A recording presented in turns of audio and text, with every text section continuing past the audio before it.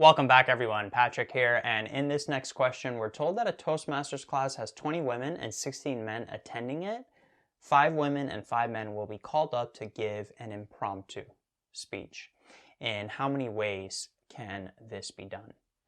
So notice that there's 20 women and then 5 of those women will be called on to make an impromptu speech, and then there's 16 men and 5 of those men will also be called up to make an impromptu speech. So how many ways can this be done? Notice that there's no particular order, so what we're dealing with is combinations here. So it would basically be 20 choose 5 for the women, and then for the men it would be 16 choose 5, and then we'd just be multiplying these two to get the total. And when you do those respective calculations, you'd end up with 15,504 for 20 choose 5, and then 4,368 for 16 choose 5. When you multiply them, you'd end up getting this final answer of 67,721,472.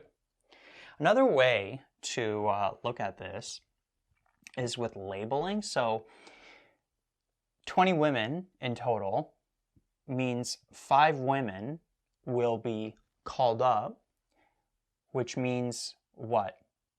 15 women won't be called up. And then the 16 men, 5 will be called up, which means that 11 won't be called up. And so you could think of this as labels of being called up versus not called up.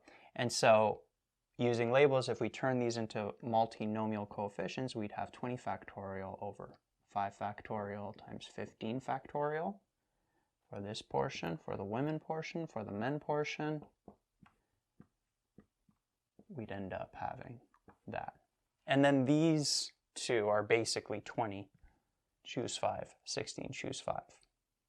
Right? Those are the formulas, but when you look at it in terms of labeling, this sort of makes intuitive sense, right? 5 get called up, 15 don't get called up.